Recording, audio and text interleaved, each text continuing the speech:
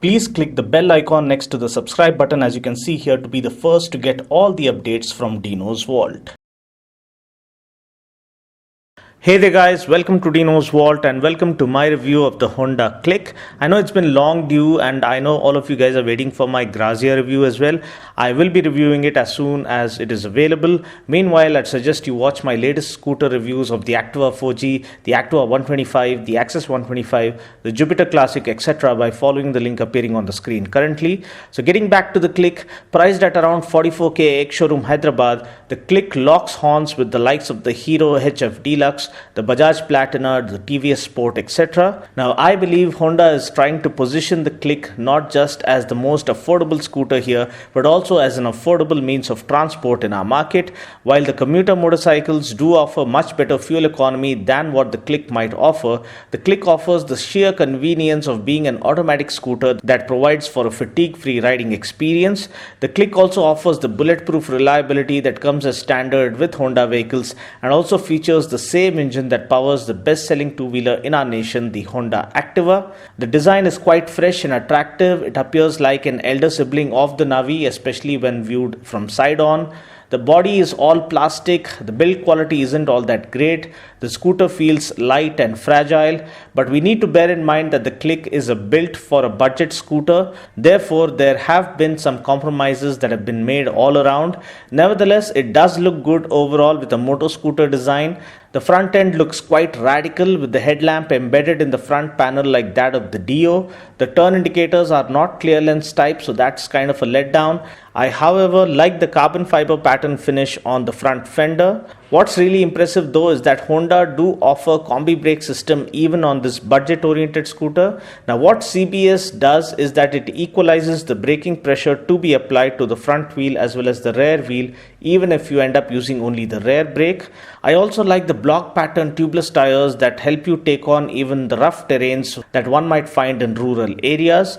So this, along with the luggage carrying options, clearly give us an impression that Honda wants to position this as a heavy duty scooter that people in rural areas might use to transport goods or cargo from point A to point B. The side panels do look neatly put together, and at the back the tail lamp layout looks okayish as well. The seat isn't all that hard. It does offer good room for the rider as well as the pillion. The handlebar offers a very light feel because there's hardly any weight of the headlamp housing in place.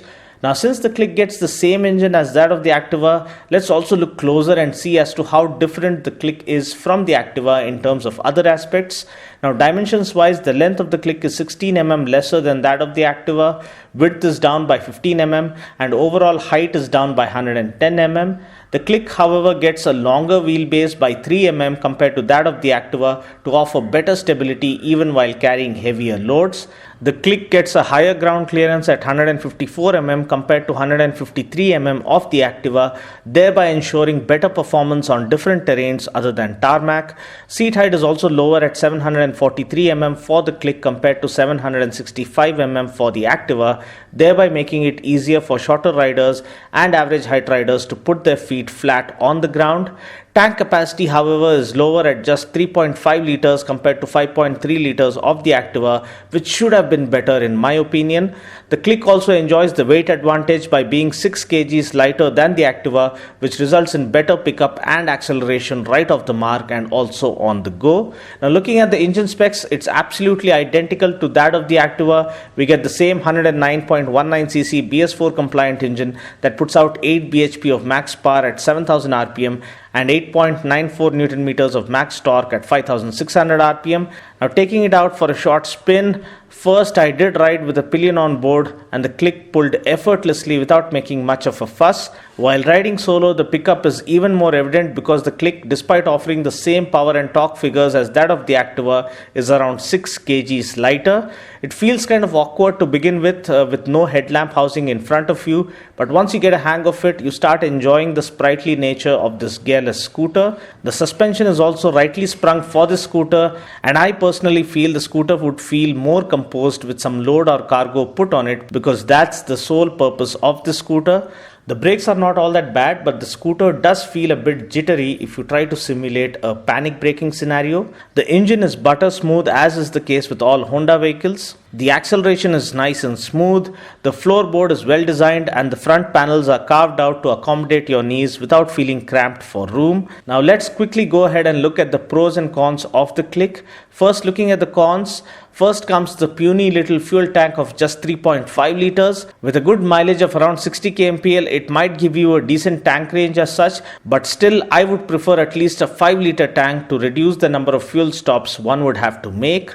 Secondly, I know this is built for a budget scooter and looks quite trendy overall, but still, if possible, I'd prefer Honda to add in some metal panels to make the scooter a little more sturdy and reduce the plasticky feel overall. Thirdly, with the headlamp mounted on the front panel, it doesn't move with the handlebars, so while taking turns or corners, the visibility is slightly hampered with blind spots not being illuminated with the light spread coming from the headlight. Also, the underseat storage area is just around 14 liters. I personally hoped for at least 18 liters. Now, looking at some of the pros, first of all, the Cliq is currently the most affordable scooter in our market coming from Honda, the leading scooter maker here in our nation. And what's great is that despite being 8k cheaper than the Activa, the Cliq features the same engine as that of the Activa and also offers the same power and torque. Secondly, the Cliq also enjoys the weight advantage and is hence more agile and swift right off the mark. Thirdly, despite being a budget scooter, the Cliq carries a nice, trendy motor scooter design that may appeal to the younger generation. Finally, despite this being just an entry-level scooter, Honda have thrown in CBS or Combi brake system, which I feel is a really great initiative. Now, mileage claim, as mentioned earlier, is around 60 kmpl for the Cliq, but I feel we can expect anything around 50 kmpl in city conditions if ridden sensibly. Price ex-showroom Hyderabad for the Honda Cliq is Rs 44,492 with the body graphics and Rs 43,996 without the body graphics, which makes it the most affordable scooter in our market. Well, that's pretty much it for now. I just hope you found this video useful. Until next time, this is Dino saying ciao. Take care, God bless, and ride safe.